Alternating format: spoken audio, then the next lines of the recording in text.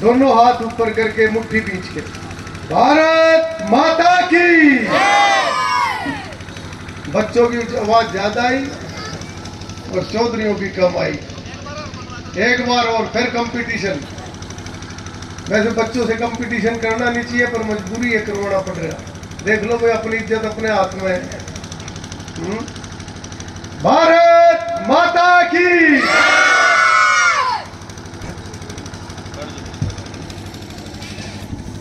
भरतपुर गांव में प्रधानमंत्री नरेंद्र मोदी जी की विकसित भारत संकल्प यात्रा आई है। मैं भी आप सब की तरफ से इस यात्रा का गांव में पहुंचने पर बहुत बहुत स्वागत करता हूं। और ये यात्रा पिछले लगभग 2 महीने से चली हुई है, गांव-गांव में जारी है। और हर गांव में जाके जितनी भी सरकार की योजनाएं हैं, उन योजनाओं को की जानकारी लोगों को देना, और उन योजनाओं का अगर किसी को लाभ नहीं मिला तो कागज चेक करने कि अगर योजना का लाभ नहीं मिला तो क्यों नहीं मिला। तो ये एक बहुत बड़ा काम है जो प्रधानमंत्री नरेंद्र मोदी जी और मुख्यमंत्री मनोहर लाल जी, उनके नेतृत्व में ये काम चला हुआ है। और इतना गहराई से काम, इतनी गंभीरता से काम मैंने भी अपने लगभग 39 साल के राजनीतिक अनुभव में ऐसा नहीं देखा कभी कि किसी सरकार ने इतनी गंभीरता से कोई काम कर रहा हो। और प्रधानमंत्री नरेंद्र मोदी जी जब से देश के प्रधानमंत्री बने हैं, उन्होंने देश को बहुत संवारने का काम किया है, मजबूत करने का काम किया है। उन्होंने सबसे पहला काम करा जो उन्होंने कहा था कि घोटाले नहीं होने दूंगा, घोटाले नहीं होने दिए। 9 साल, 9.5 साल हो गए आज उनकी सरकार को। पहले कितने बड़े बड़े घोटाले सुना करते थे हम, 50-50 हजार करोड़ के घोटाले। कोई घोटाला देश के अंदर आज सुनने को नहीं मिलता। सबसे पहला काम तो ये। और फिर उसके बाद सारे देश के अंदर विकास, और उसके अलावा हर तबके के लिए योजनाएं, और उसको धरातल पर उतार रहे हैं। चाहे वो मजदूर के लिए है, किसान के लिए है, गरीब आदमी के लिए है, बुजुर्ग के लिए है, दिव्यांग के लिए है, युवाओं के लिए है, महिलाओं के लिए है, सभी के लिए योजनाएं बना बना के धरातल पे उतार रहे हैं। और एक कंपटीशन है आज की सरकार में। पहले कंपटीशन हुआ करता था कि कौन कितना पैसा कमाएगा, आज कंपटीशन वो नहीं है।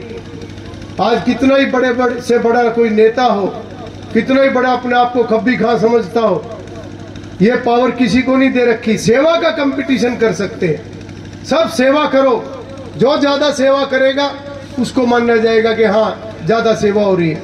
और कोई ऊक चूक करे तो 2 मिनट में उठा के साइड में फेंक देते हैं। ये बहुत बड़ा बदलाव देश के अंदर आया है। धारा 370 हटाई।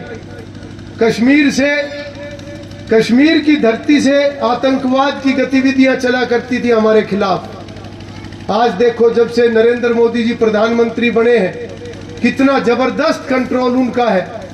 और उन्होंने धारा 370 भी हटाई, और आज कश्मीर के अंदर भी हमारा भारत का कानून लागू हो गया।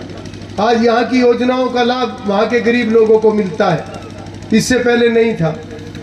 इसी तरीके से वीडियो साहब आप बैठ जाओ ना, आप खड़े क्यों, बैठ जाओ। इसी तरीके से जो हमारी प्राचीन संस्कृति है उसको भी दोबारा उभारा है नरेंद्र मोदी जी के कार्यकाल में। नरेंद्र मोदी जी ने आयुर्वेद को आगे बढ़ाने का काम किया है। खत्म हो गया था योग को आगे बढ़ाने का काम किया है। भूल गए थे लोग योग को। आज सारी दुनिया के देश योग दिवस मनाते हैं। गीता जयंती सारी दुनिया के देश मनाने लग गए। और ऐसे हालात बन गए थे कि हमारे देश के लोग ही शर्म मानते थे। अगर गीता की बात कर दो, योग की बात कर दो, आयुर्वेद की बात कर दो, पुरानी प्राचीन संस्कृति की बात कर दो, तो हमारे ही लोग ये क्या करते थे, ये तो पुरानी बातें हैं, ये तो हमारे बुजुर्ग जो है ये तो दकियानूसी विचार के हैं, पुराने विचारों के हैं। नरेंद्र मोदी जी ने पिछले साल ऐलान करा सारी दुनिया को कि मोटे अनाज को इस्तेमाल करना शुरू करो। मोटा अनाज सेहत के लिए बहुत अच्छा होता है। तो सारी दुनिया ने मिलकर पिछला साल जो है वो मोटे अनाज का साल मना दिया। बोले नरेंद्र मोदी जी ने कहा है और हम पूरा साल जो है मोटे अनाज के नाम समर्पित करते हैं। कितनी बड़ी बात है। पहले हमारे देश के प्रधानमंत्री को कोई पूछा नहीं करता था। आज हमारे देश का प्रधानमंत्री जो बात मुंह से बोलता है उसको सारी दुनिया सुनती है और उसको अमल करती है। तो एक ताकत बड़ी है हमारी। इससे पहले तो कहा करते थे ये तो घोटालेबाजों का देश है, भ्रष्टाचारियों का देश है, मजाक उड़ाया करते थे हमारा। और एक बात हमें याद रखनी चाहिए कि अगर हमारे देश का सम्मान नहीं है तो हम सोचे हमारा सम्मान हो जाएगा, नहीं हो सकता। अगर हमारा देश मजबूत नहीं है हम सोचे कि हम घर में बहुत बड़े चौधरी, हम और बड़े चौधरी बन जाएंगे, नहीं बन सकते, नीचे जाओगे। क्योंकि जब देश कमजोर है तो आदमी मजबूत नहीं हो सकता, कितना ही बड़ा आदमी हो। आज सारा देश जब मजबूत हो रहा है तो हर एक के अंदर एक आत्मविश्वास जागता है कि हम हिंदुस्तानी हैं। आज हमारे देश की इज्जत बड़ी है, हमारी भी बड़ी है। आज विदेश में जो बच्चे रहते हैं, जो बाहर से आते हैं, वो हमें भी बताते हैं कि आज जब से मोदी जी की सरकार बनी है, मोदी जी प्रधानमंत्री बने हैं, दूसरे देश में जहां हम रह रहे हैं हमारी इज्जत बढ़ गई पहले से। आज जो ये यात्राएं गांव गांव में जारी है, इसका ये भी एक बहुत बड़ा उद्देश्य है। एक उद्देश्य है कि 2047 तक जब हमारे देश की आजादी के 100 साल पूरे हो जाएंगे तो हमारा देश भी उन मजबूत देशों की सूची में आना चाहिए, विकसित राष्ट्रों की सूची में आना चाहिए।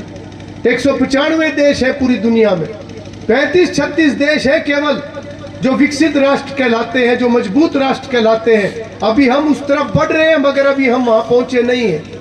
प्रधानमंत्री जी ने संकल्प लिया है और आज उस संकल्प के साथ पूरा भारत आज संकल्प ले रहा है कि हम भी अपने काम को ईमानदारी से करेंगे। ये शपथ दिलाने का काम आज हर गांव के अंदर हर हिंदुस्तानी, हर भारतीय को आज ये शपथ दिलाने का काम किया जा रहा है। और दूसरा उद्देश्य है कि सरकार की योजनाएं, चाहे वो केंद्र सरकार की है चाहे वो प्रदेश सरकार की है, जिसको भी किसी योजना का लाभ मिलना चाहिए, देखो गांव में जाके उनको लाभ मिला कि नहीं मिला। अगर नहीं मिला तो क्या कमी है, कागज में कमी है तो ठीक करो।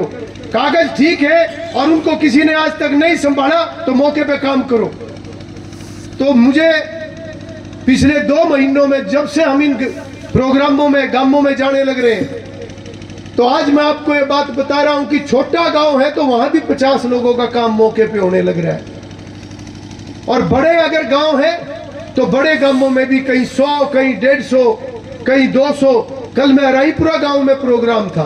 अगर आप में से कल कोई अराईपुरा गांव में कोई था, कल आप चेयरमैन साहब थे, नरेंद्र राणा था।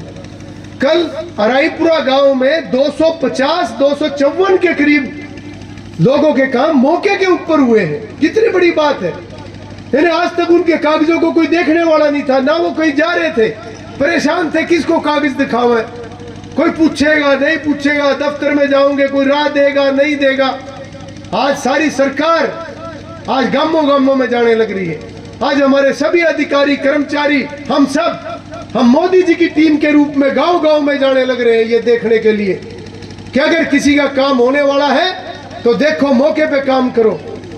और अगर उसमें कोई कागजों की कमी है, कोई और किसी प्रकार की कमी है, तो आने वाले समय में जल्दी उसको ठीक करो। नोट करो क्या कमी है किसके काम में। किसी का महीने में हो जाएगा, किसी के 2 महीने में हो जाएगा, किसी का 2.5 महीने में हो जाएगा। मगर मौके पे भी अगर 50, 100, 150, 200 काम होने लग रहे हैं तो मैं समझता हूं कि बहुत बड़ी संख्या है जिनको गांवों के अंदर, घर के अंदर लाभ मिलने लग रहा है। ये नरेंद्र मोदी जी और मनोहर लाल जी की सोच है। ये सोच हमने आज तक किसी सरकार के अंदर नहीं देखी, कभी हमने किसी नेता के अंदर ये सोच नहीं देखी। और आज हम अपने नेताओं को देख के हमें भी हौसला होता है, हमें भी प्रेरणा मिलती है कि जब हमारे नेता 18-18 घंटे काम करते हैं तो हमें भी इससे कम काम नहीं करना चाहिए। आज छुट्टी वाला दिन हो तब भी अधिकारी, कर्मचारी सब गांवों में फिरने लग रहे हैं, वरना तो इनका काम दफ्तरों का था। आज गांव गांव में सब फिरने लग रहे हैं सेवा भाव के साथ, क्योंकि यही ऊपर से संदेश है कि सबके काम करो, गरीब आदमी को संभालो, गरीब आदमी को पैरों पर खड़ा करना है।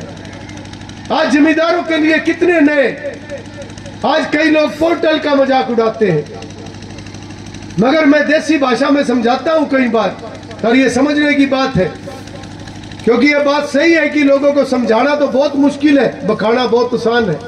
ये तो बड़े बड़े नेताओं ने भी कही, हमारे हरियाणा प्रदेश के पूर्व मुख्यमंत्री बहुत बड़े नेता थे, उन्होंने भी एक बार एक बड़ी जनसभा में कहा था कि हमारे समाज ऐसा है कि समझाने लग जाओ तो बहुत मुश्किल है, समझाए नहीं जाते, बखाना बहुत आसान है। इसलिए आज से पहले की जितनी सरकारें थी उन्होंने वही फॉर्मूला लागू करके रखा, क्योंकि जो आसान काम था, बकाओ, वोट लो, सरकार बनाओ और अपना उल्लू सीधा करो, लोगों का जो होगा होता रहेगा। मगर आज की सरकार लोगों को समझाने का काम भी करती है, क्या ठीक है क्या गलत है, किस चीज से हमें फायदा है, किस चीज से हमारे देश का फायदा है, किस चीज से हमारे देश को नुकसान है, समाज को नुकसान है, हमारे परिवार को नुकसान है। आज हमारी वर्तमान की सरकार ठीक को ठीक और गलत को गलत कहने में कोई गुरेज नहीं करती। आज पोर्टल के माध्यम से, ऑनलाइन के माध्यम से, ई टेंडर के माध्यम से सरकार का पैसा ठीक तरीके से आज लोगों के पास जा रहा है। वरना राजीव गांधी जी ने एक बयान दिया था कि सरकारी खजाने से 100 पैसा चलता है, जब लोगों के पास पहुंचता है तो केवल 15 पैसे रह जाते हैं, केवल 15 पैसे। 100 पैसे चलते हैं, 85 पैसे रास्ते में ही खत्म हो जाते हैं। और मैं अगर आज आप सबसे भी ये सवाल करूं, कैसी सरकार होनी चाहिए कि 100 पैसे ऊपर से चले, 15 पैसे पहुंचने चाहिए कि 100 पैसे नीचे पहुंचने चाहिए, क्योंकि ये पब्लिक का पैसा है, एमएलए मंत्री का पैसा नहीं है, खजाने का पैसा। तो आप कैसी सरकार चाहते हो जो 100 पैसे चले तो कितने पैसे धरातल पर पहुंचने चाहिए? 100 के 100 पहुंचने चाहिए। उसके ऊपर आज मोदी जी की सरकार और मनोहर लाल जी की सरकार काम कर रही है।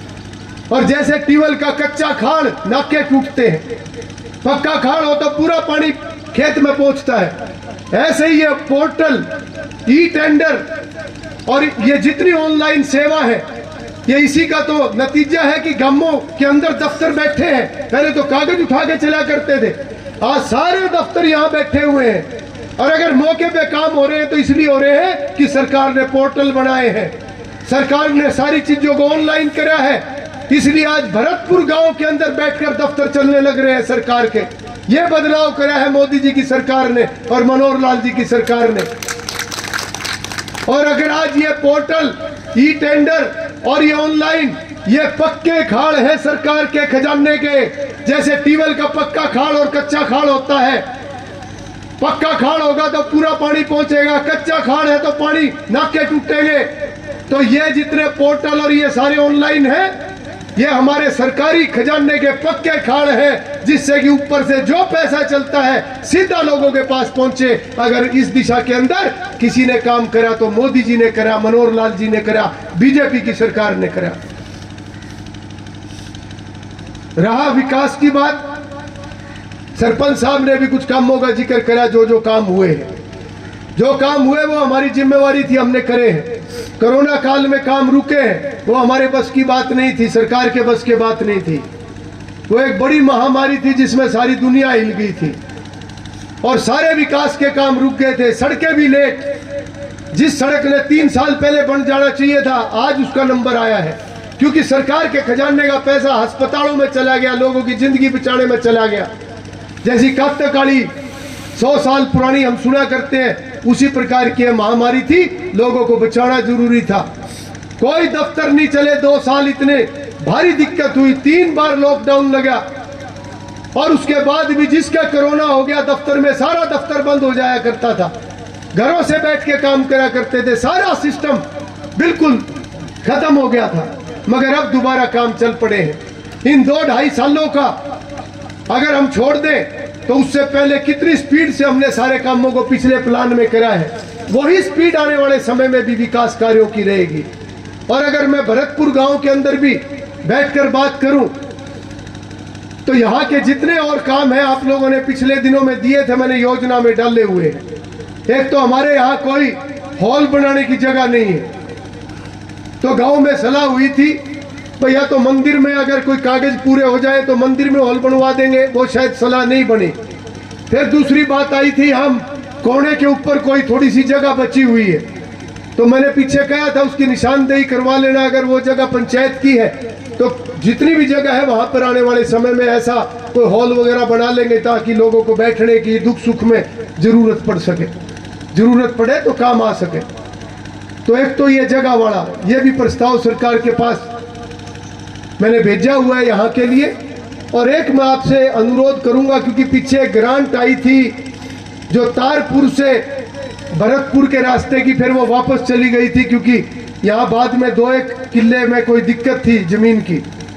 और मैं पीछे भी मैंने बात कही थी कि इसको बैठ के थोड़ा सा कर लो, जिसकी भी जमीन है, कोई घाटबात करनी है तो थोड़ा कर लो, ये भी एक पुण्य का काम है, जिसकी जमीन है दे दो, कोई बात नहीं, वो रास्ता बन जाएगा। जैसे ही ये कागजी कार्रवाई पूरी होगी मैं सरकार से योजना में डलवा के इस रास्ते को बनवा दूंगा, क्योंकि अब आपकी पंचायतें भी अलग बन गई। अब तक तो क्या था, सदरपुर पंचायत, गांव कौन कौन से, सदरपुर, परला डेरा, भरतपुर, तारपुर, कैसे हालात थे। परली पंचायत थी गड़ी खजूर, गांव कौन कौन से, गड़ी खजूर, बसी, मलिकपुर और कौन सा, प्रेम नगर, और एक और डेरा आगे।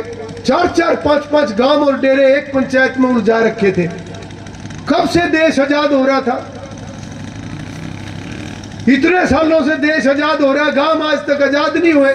हमने सारे गांवों की अलग पंचायत करवाई, यहाँ की नहीं, परले गांव भी, चाहे नगड़ा फार्म है, चाहे कुंडा कला है, चाहे डबर की है, मैंने सारी पंचायतें अलग करी जितनी भी आपस में उलझ पुलझ हो रही थी। एक पंचायत तो ऐसी थी कि उसका एक गांव तो घरोंडा हल्के में था, दूसरा गांव उसका इंद्री हल्के में था। क्या करती थी सरकारें पिछले समय में, जिनको यही नहीं पता कि आधा गांव घरोंडा हल्के में, आधा गांव, आधी पंचायत इंद्री में। हमने ऐसे सारे कामों को ठीक करने का काम करा। एक सिरसी गांव है हमारा दह के पास, वो सिरसी गांव ना नगर निगम में था ना पंचायत में था। जब मैं विधायक बन के वहां गया, वो मेरे से बोले, गांव वाले बोले हमें पता ही नहीं, हम पंचायत में है, नगर निगम में है, भारत में है, पाकिस्तान में है, पंजाब में है, क्या में है। उनके कागज कढ़वाए, कहीं कागज ही नहीं। फिर उनके कागज बनवा के उनको नगर निगम में उसमें डलवाया, फिर उस काम के काम हुए। ऐसा उलझ पुलझ काम मिला हमें जब सरकार बनी। मगर ये मोदी जी की सरकार है, मनोहर लाल जी की सरकार है, हर समस्या का समाधान करते हुए आगे बढ़ रहे हैं। आज सबसे बड़ा काम मुख्यमंत्री मनोहर लाल जी ने कराया। बाकी कामों की तो मैं गिनती करूंगा, बहुत टाइम लगेगा, मैं इतने कामों को नहीं मैं बोल सकता। आज चारों तरफ आप देखो सड़कों का जाल बना है, आसपास भी कहीं पुल बनने लग रहे, कहीं अस्पताल बने हैं। कितने काम हम जहां नजर दौड़ाए, कहीं एनसीसी बनने लग रही, कहीं लड़कियों का कॉलेज बना, कहीं आईटीआई बन गया, कई बस अड्डे बने हुए हैं। कितने काम इस सरकार के अंदर हुए। घरोंडा सब डिवीजन बन गया, डीएसपी एसडीएम सब बैठते हैं। मगर समाज के लिए कितना काम करा। परिवार पहचान पत्र बना के पूरे हरियाणा प्रदेश के हर घर की पहचान कर दी। और पहले जो बीपीएल कार्ड हुआ करते थे पूरे हरियाणा में लगभग 11 लाख, आज 30 लाख बीपीएल कार्ड कर दिए, 19 लाख नए बना दिए। और आर्थिक आधार पे पहली बार हुआ है ये कि 36 बिरादरी को इसमें ले लिया। 36 बिरादरी में से किसी भी बिरादरी में कोई भी गरीब परिवार जिसकी आमदन 1,80,000 से कम है, सभी के बीपीएल बना दिए। घरोंडा हल्के में 27,000 नए बीपीएल कार्ड बना दिए। कल रायपुरे का आंकड़ा भी मैं बता रहा था वहां पे, और भरतपुर का ये बताया मेरे को। जब हमारी सरकार बनी उससे पहले 20 बीपीएल कार्ड थे, आज 90 बीपीएल कार्ड है भरतपुर के अंदर। कितना बड़ा गांव है हमारा, छोटा सा गांव है। 800 बड़े।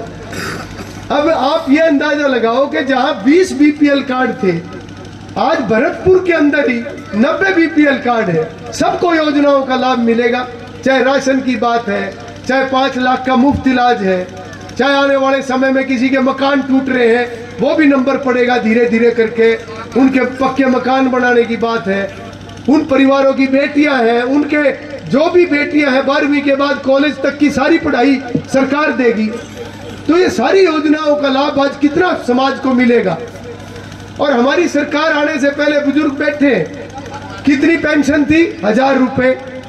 10 साल सरकार रह के गई पिछली, कितनी पेंशन बढ़ाई? 500 रुपए। और आंकड़े उठा के देख रहे हैं, इलेक्शन के नजदीक आके धक्का मारा करते थे। 10 साल में पेंशन बढ़ाई 500 रुपए, हमारी सरकार ने 9 साल में पेंशन बढ़ा दी 2000 रुपए। कितना बड़ा अंतर है। और फिर ये बकाने के लिए फिर निकल के कामों में, फिर ये लोगों को बकाने की बात करते हैं। पीछे जिम्मेदार बका के घेर दिए, नुकसान करवा दिया। कृषि कानून मोदी जी लेकर आए, किसानों के भले में, किसान का भला होगा तो मजदूर का भला हो जाएगा, मजदूर पैरों पे खड़ा होगा तो किसान का भला हो जाएगा।